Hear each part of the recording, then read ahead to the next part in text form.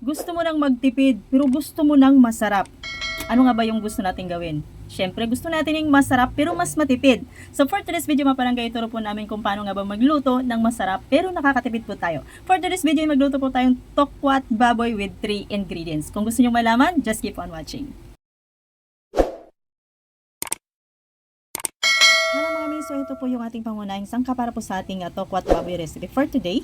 So meron tayong 1 kilo of pork belly, 1/2 kilo of tofu, and 1 salted black beans. At para naman sa ating mga ricados, meron po tayong red onion, garlic, dahon ng laurel, at pamintang buo. So bago yan mga palangga, ay prepare na po natin ang lahat ng sangka para po sa ating pagluluto ngayon. Hello mga mes, so magsimula po tayong magluto. So ang una po natin gagawin ay magpainit po tayo ng kawali. As in mainit po talaga mga mima. Yung tipong pag ilagay na po natin yung ating pork belly mga langga ay matutunaw kaagad po yung kaniyang taba. Dahil kung pansinin nyo mga palangga ay medyo makapal po yung taba sa parting tiyan ng baboy. Kaya kailangan po nating bawasan po yung mantika na yon para hindi po masyadong mamantika po yung ating recipe for today. So, yun yung pinakaayaw kong mga palangga, yung paghigop mo sa sabaw ay malalasahan ko kaagad yung mantika. So, dapat ay bawasan po natin. So, eto guys, ay babalik-balik ta rin lang po natin hanggang sa mag-golden brown po yung ating pork belly.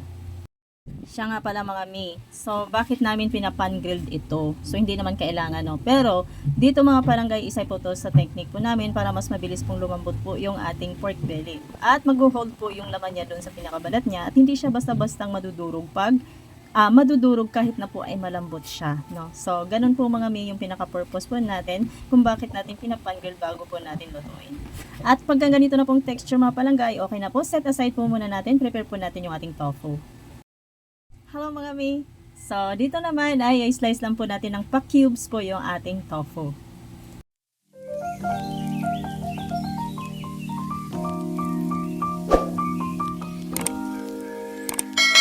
Ayan, natapos na tayong mag-slice. Next naman po natin yung ating pork belly na pinapan-grilled kanina. So, slice lang po natin mga mi.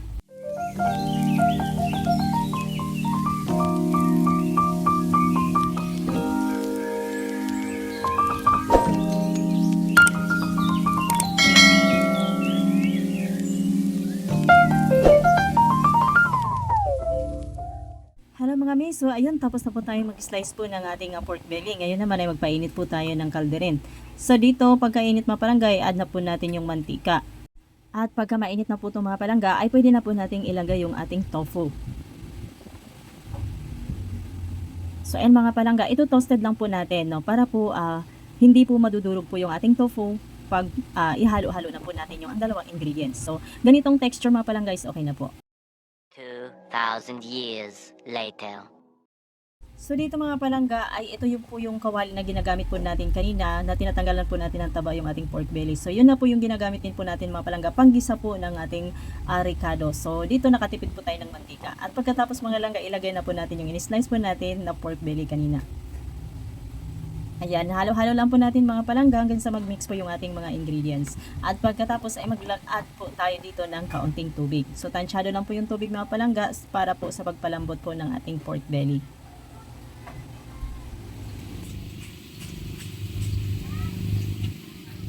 Hello mga mi, so dito mga palangga pagkakulo ay ilagay na po natin yung ating salted black beans. So para kasama na pong lumambot sa ating pork belly.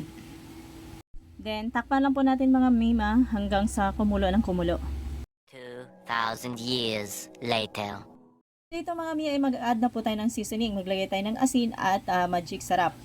Dito ay nag-add po tayo ng kaunting toyo. At ayun mga palangga, mix-mix lang po natin mga palangga. Nag-add na rin po tayo ng pamintang durog at saka yung powdered paminta. And then mix-mix lang po natin mga palangga at takpan po natin at pagkatapos ay luto na lang. Isang kulo na lang ito mga mi. Luto na tong ating tokwat baboy. 2,000 years later. Hello guys, so finally naluto na po yung ating tokwat baboy na recipe for today. So grabe, ang sarap. Nakakatakam talaga mga mi. Kung pansin niyo po, hindi po siya dudurog. Pero malambot na po yan, no? So ganun po magluto ng tokwat baboy si Jose. So, kung gusto niyo mapalangga, try niyo din po yung ganitong technique sa pagluto ng ating tokwat baboy. Pwede niyo rin po itong pang negosyo. So that's it for today mga langga. Thank you for watching. At kung naibigan mo ang video na ito, don't forget to like and share and hit the notification bell for more updates. Bye bye again and see you my next vlog.